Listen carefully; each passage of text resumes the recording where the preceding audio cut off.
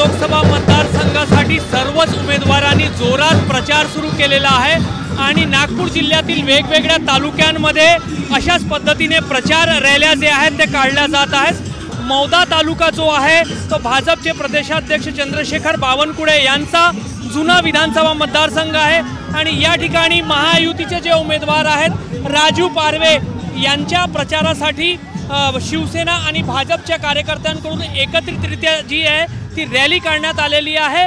अशाच पद्धतीने पायी रॅली काढून प्रामुख्याने ज्या बाजारपेठा आहेत त्या भागातून जाऊन जास्तीत जास्त नागरिकांपर्यंत पोहोचून प्रचार करण्याचा सध्या उमेदवारांचा प्रयत्न आहे। दृश्यांमध्ये तुम्ही पाहू शकता की कामठी मौदा विधानसभेचे विद्यमान आमदार जे आहेत ते आणि सोबतच जे भाजपचे दुसरे पदाधिकारी आहेत ते या ठिकाणी उपस्थित आहेत आणि जे राजू पारवे जे महायुतीचे उमेदवार आहेत त्यांचा प्रचार जो आहे तो या ठिकाणी केला जात आहे। आपल्यासोबत भाजपचे जिल्हाध्यक्ष सुधाकर कोहडे आहेत। सुधाकर जी, कशा पद्धतीने प्रतिसाद महायुतीच्या उमेदवाराला आहे? तुम्ही मतदारसंघ भाजपकडे यावा याच्यासाठी प्रयत्नशील होते, मात्र आता शिवसेनेच्या उमेदवारासाठी प्रचार करावा लागत आहे। एकदा केंद्रीय नेतृत्वाने निर्णय घेतला, आम्ही अबकी बार 400 पारच्या लढाईसाठी या ठिकाणी प्रयत्नरत आहोत। राजू पारवे आमचे उमेदवार आहे, एकदम चांगला कार्यकर्ता उमेदवार आम्हाला मिळालेला आहे।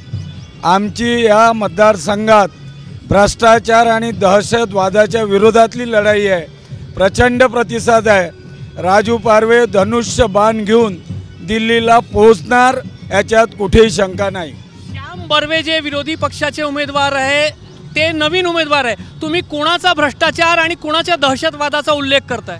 श्याम बर्वेच्या मागे जे लपलेले हात आहे, हँड बिहाइंड हिम, हे साऱ्या जनतेला माहीत आहे। श्याम बर्वेसाठी कोण प्रचार करतो आणि त्या प्रचारात दहशतवाद आणि भ्रष्टाचार किती मुरलेला आहे याची संपूर्ण रामटेक लोकसभेतल्या जनतेला माहिती आहे। त्यामुळे कोण बर्वे मला माहिती नाही। आमची जी लढाई माननीय मोदीजींची लढाई आहे, हा 2047च्या भारताची आहे, भ्रष्टाचार मुक्त भारताची आहे, दहशतवाद मुक्त भारताची लढाई आहे। तुमचा इशारा सुनील केदार यांच्याकडे? मला इशारा माझ्या बोलण्यातून आपण समजलात, आपल्याला धन्यवाद। या ठिकाणी कामठी मौदाचे आमदार आहेत। आमदार साहेब, किती आघाडी मिळेल या ठिकाणी महायुतीच्या उमेदवाराला? कामठी विधानसभेमध्ये सध्या जो कार्यकर्त्याचा जोश आहे त्या जोशाच्या आधारावर 50,000पेक्षा जास्त या विधानसभेमध्ये मताधिक्य मिळणार आहे। ज्या उमेदवाराची आपण गोष्ट करता, हा उमेदवार नागपूर जिल्हा परिषदेमध्ये 2.5 वर्ष फक्त एंटी चेंबरमध्ये बसून जुगाडाचे कामं करत होता असा माझा आरोप आहे। पांढरी रेती, काळी माती आणि लाल मुरुम याच्या माध्यमातून मोठ्या प्रमाणामध्ये त्यांच्यावर 420चे गुन्हे आहेत। त्यांच्या जो निवडणूक अजेंडा आहे किंवा त्यांचा जो फॉर्म आहे त्याच्यामध्येच गुन्हे दाखल आहेत अशा प्रकारची लिहिलेलं आहे। मी नक्की सांगू इच्छितो की मोदीजीच्या या नेतृत्वात देशाच्या या मोठ्या प्रमाणामध्ये